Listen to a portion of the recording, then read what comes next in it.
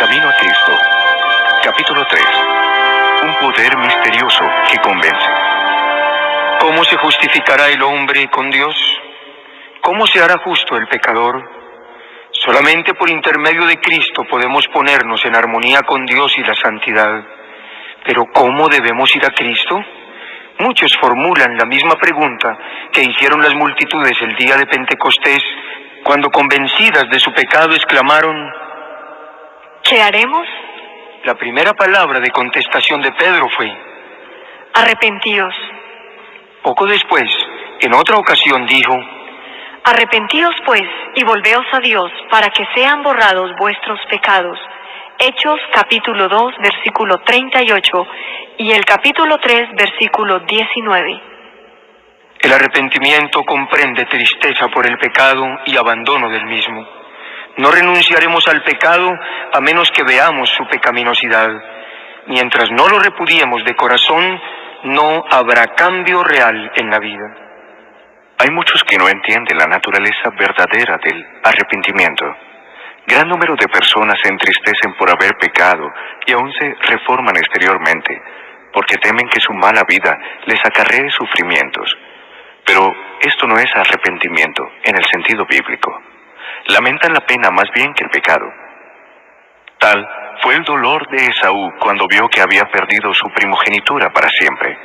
Balaán, aterrorizado por el ángel que estaba en su camino con la espada desnuda, reconoció su culpa por temor de perder la vida, mas no experimentó un arrepentimiento sincero del pecado, ni un cambio de propósito, ni aborrecimiento del mal. Judas Iscariote, después de traicionar a su Señor, exclamó: he pecado entregando la sangre inocente. San Mateo capítulo 27, versículo 4. Esta confesión fue arrancada a la fuerza de su alma culpable por un tremendo sentido de condenación y una pavorosa expectación de juicio. Las consecuencias que habían de resultarle lo llenaban de terror, pero no experimentó profundo quebrantamiento de corazón ni dolor de alma por haber traicionado al Hijo Inmaculado de Dios y negado al Santo de Israel. Cuando Faraón sufría los juicios de Dios, reconoció su pecado a fin de escapar del castigo, pero volvió a desafiar al cielo tan pronto como cesaron las plagas. Todos estos lamentaban los resultados del pecado, pero no sentían tristeza por el pecado mismo.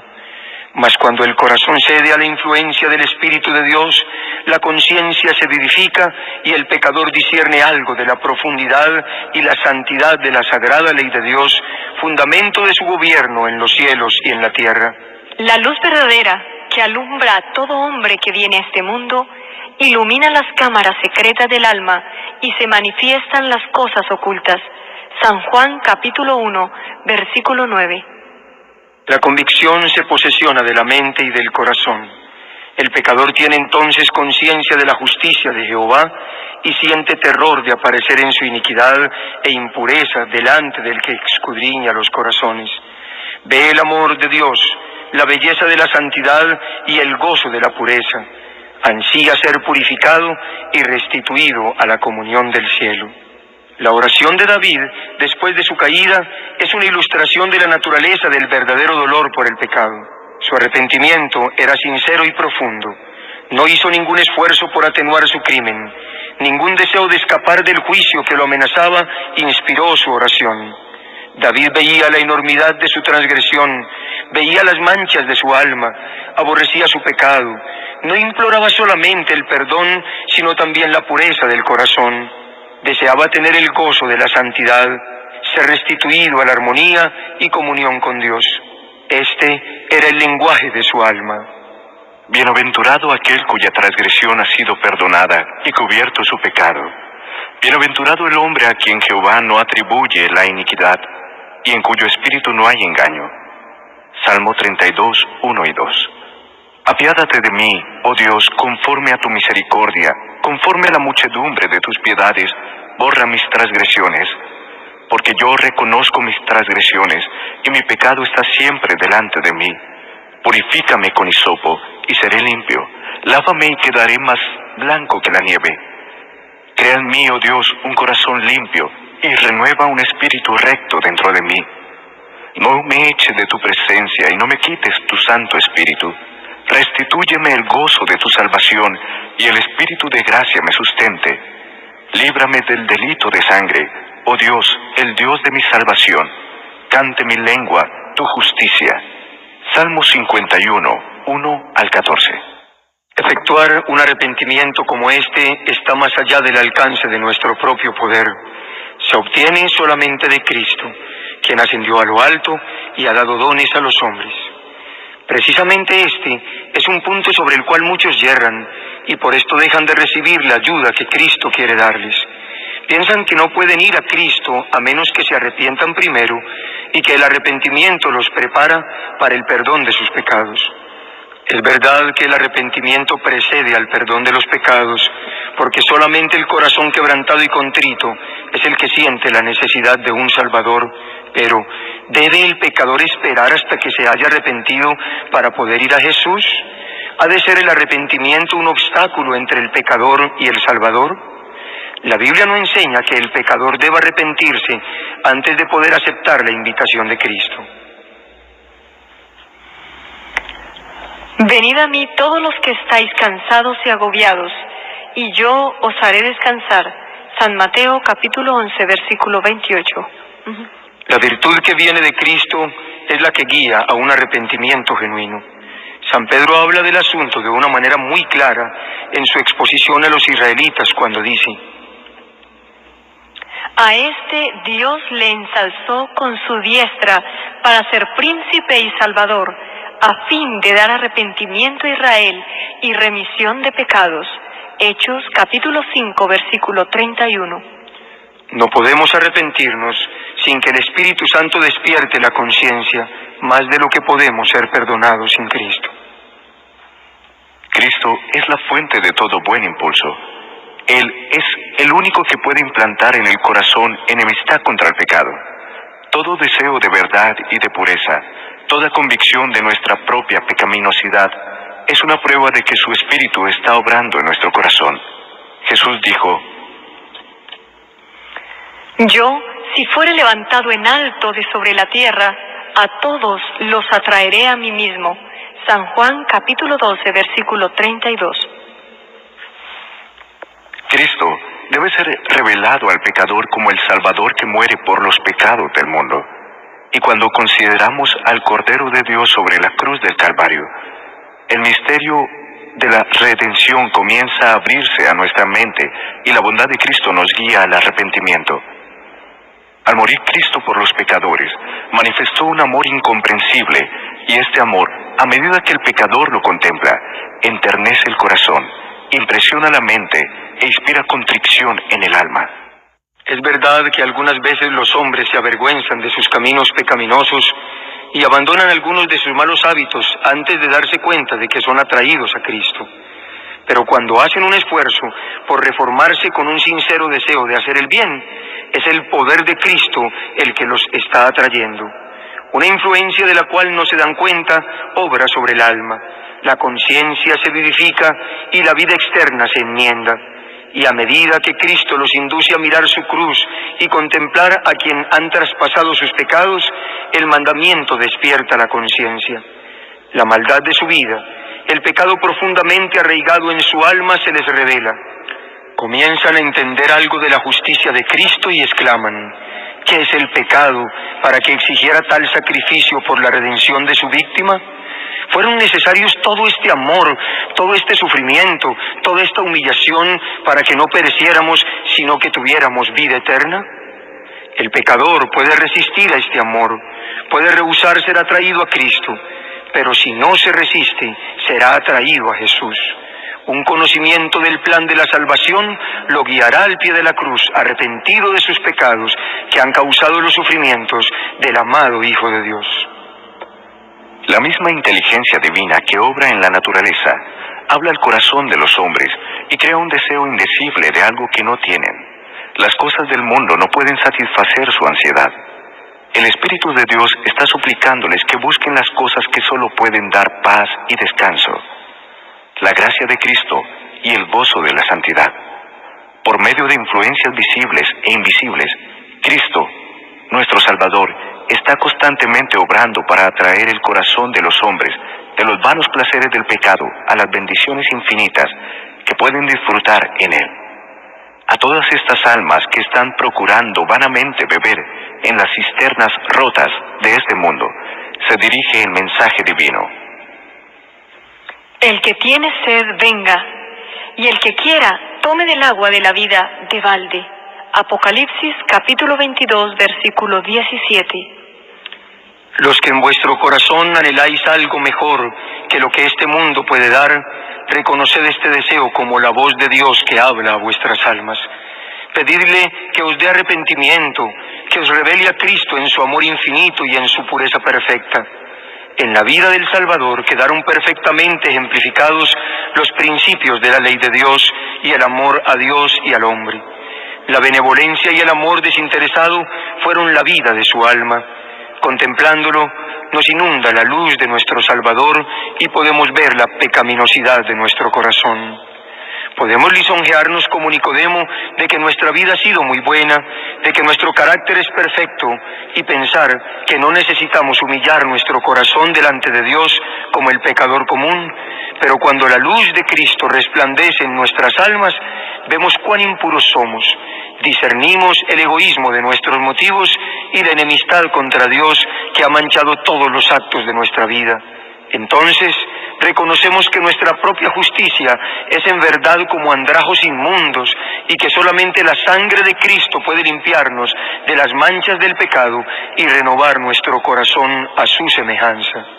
Un rayo de luz de la gloria de Dios, un destello de la pureza de Cristo que penetre en el alma, hace dolorosamente visible toda mancha del pecado y descubre la deformidad y los defectos del carácter humano. Hace patentes los deseos impuros, la infidelidad del corazón y la impureza de los labios. Los actos de deslealtad del pecador que anulan la ley de Dios quedan expuestos a su vista y su espíritu se aflige y se oprime bajo la influencia escudriñadora del Espíritu de Dios. Se aborrece a sí mismo, viendo el carácter puro y sin mancha de Cristo. Cuando el profeta Daniel vio la gloria que rodeaba al mensajero celestial que le había sido enviado, se sintió abrumado por su propia debilidad e imperfección.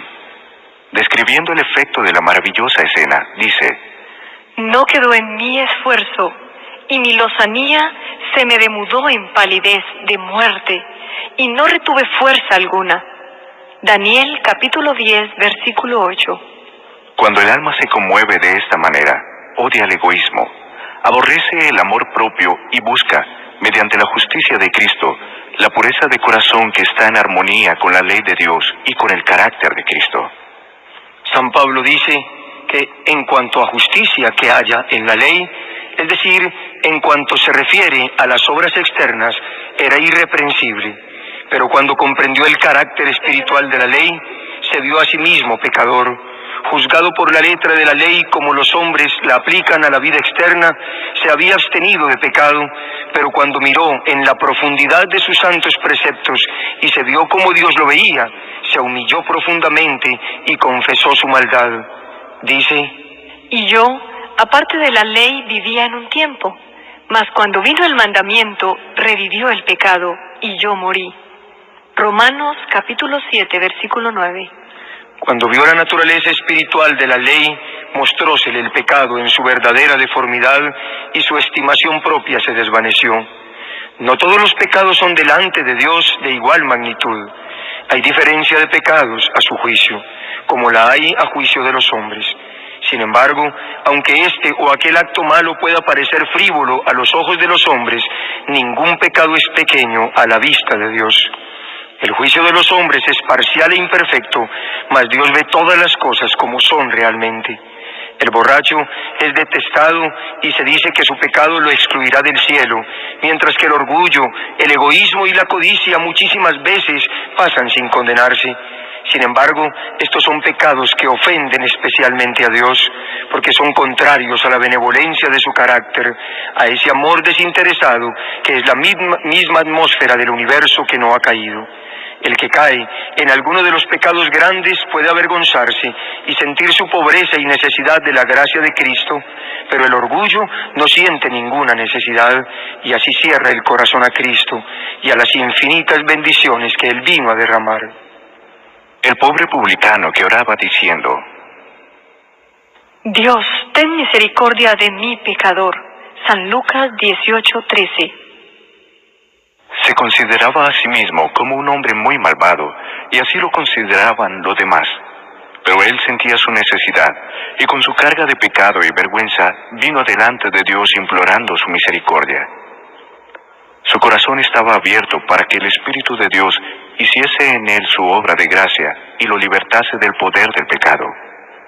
La oración jactanciosa y presuntuosa del fariseo mostró que su corazón estaba cerrado a la influencia del Espíritu Santo. Por estar lejos de Dios, no tenía idea de su propia corrupción, que contrastaba con la perfección de la santidad divina. No sentía necesidad alguna y no recibió nada. Si percibís vuestra condición pecaminosa, no esperéis a haceros mejores vosotros mismos. ¿Cuántos hay que piensan que no son bastante buenos para ir a Cristo? ¿Esperáis haceros mejores por vuestros propios esfuerzos? ¿Puede acaso el etíope mudar su piel? ¿O el leopardo sus manchas?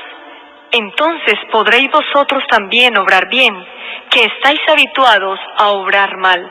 Jeremías 13:23. No hay duda para nosotros solamente en Dios. No debemos permanecer en espera de persuasiones más fuertes, de mejores oportunidades o de caracteres más santos.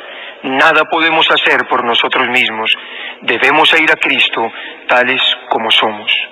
Pero nadie se engañe a sí mismo con el pensamiento de que Dios, en su grande amor y misericordia, salvará aún a aquellos que rechazan su gracia. La excesiva corrupción del pecado puede conocerse solamente a la luz de la cruz.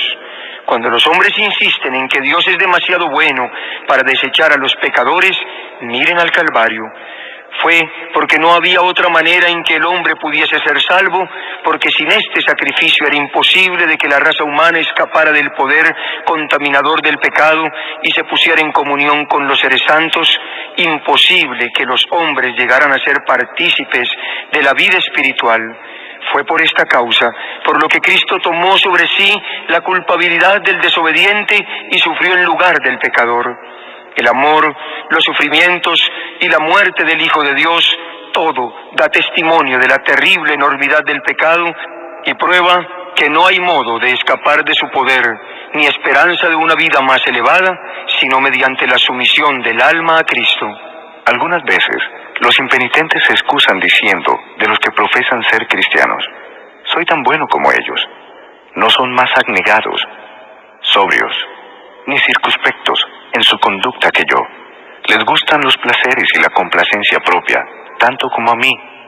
Así, hacen de las faltas de otros una excusa por su propio descuido del deber. Pero los pecados y faltas de otros no justifican los nuestros, porque el Señor no nos ha dado un imperfecto modelo humano. Se nos ha dado como modelo al Inmaculado Hijo de Dios. Y los que se quejan de la mala vida de los que profesan ser creyentes son los que deberían presentar una vida y un ejemplo más nobles. Si tienen un concepto tan alto de lo que es ser un cristiano, ¿no es su pecado tanto mayor? Saben lo que es bueno y sin embargo rehúsan hacerlo. Cuidaos de las dilaciones. No posterguéis la obra de abandonar vuestros pecados y buscar la pureza del corazón por medio de Jesús. Aquí es donde miles y miles han errado para su perdición eterna. No insistiré sobre la brevedad e incertidumbre de la vida, pero hay un terrible peligro, un peligro que no se entiende suficientemente en retardarse, en ceder a la invitación del Espíritu Santo de Dios, en preferir vivir en el pecado, porque tal demora consiste realmente en eso. El pecado, por pequeño que se suponga, no puede consentirse sino a riesgo de una pérdida infinita. Lo que no venzamos nos vencerá y determinará nuestra destrucción. Adán y Eva se persuadieron de que por una cosa de tan poca importancia como comer la fruta prohibida, no podrían resultar tan terribles consecuencias como Dios les había declarado. Pero esta cosa tan pequeña era la transgresión de la santa e inmutable ley de Dios. Separaba de Dios al hombre y abría las compuertas de la muerte y de miserias sin número sobre nuestro mundo. Siglo tras siglo ha subido de nuestra tierra un continuo lamento de aflicción, y la creación aún gime bajo la fatiga terrible del dolor, como consecuencia de la desobediencia del hombre. El cielo mismo ha sentido los efectos de la rebelión del hombre contra Dios. El Calvario está delante de nosotros como un recuerdo del sacrificio asombroso que se requirió para expiar la transgresión de la ley divina. No consideremos el pecado como cosa trivial. Toda transgresión, todo descuido o rechazo de la gracia de Cristo obra indirectamente sobre nosotros, endurece el corazón, deprava la voluntad, entorpece el entendimiento y no solamente os hace menos inclinados a ceder, sino también menos capaces de ceder a la tierna invitación del Espíritu de Dios. Muchos están apaciguando su conciencia inquieta con el pensamiento de que pueden cambiar su mala conducta cuando quieran, de que pueden tratar con ligereza las invitaciones de la misericordia y sin embargo seguir siendo llamados. Piensan que después de menospreciar al Espíritu de gracia, después de echar su influencia del lado de Satanás, en un momento de terrible necesidad pueden cambiar de conducta. Pero esto no se hace tan fácilmente. La experiencia y la educación de una vida entera han amoldado de tal manera el carácter que pocos desean después recibir la imagen de Jesús. Un solo rasgo malo de carácter, un solo deseo pecaminoso, acariciado persistentemente, neutralizan a veces todo el poder del Evangelio. Toda indulgencia pecaminosa fortalece la aversión del alma hacia Dios. El hombre que manifiesta un descreído atrevimiento o una impasible indiferencia hacia la verdad, no está sino cegando la cosecha de su propia siembra. En toda la Biblia no hay amonestación más terrible contra el hábito de jugar con el mal que las palabras del hombre sabio cuando dice: prenderán al impío sus propias iniquidades. Proverbios capítulo 5, versículo 22. Cristo está pronto para libertarnos del pecado, pero no fuerza la voluntad. Y si por la persistencia en el pecado la voluntad misma se inclina enteramente al mal, y no deseamos ser libres, si no queremos aceptar su gracia, ¿qué más puede hacer? Hemos obrado nuestra propia destrucción por nuestro deliberado rechazo de su amor. He aquí, ahora es el tiempo acepto. He aquí, ahora es el día de salvación. Segunda de Corintios 6, 2. Hoy, si oyereis su voz, no endurezcáis vuestros corazones. Hebreos capítulo 3, versículos 7 y 8. El hombre ve lo que aparece, mas el Señor ve el corazón. Primera de Samuel, capítulo 16, versículo 7.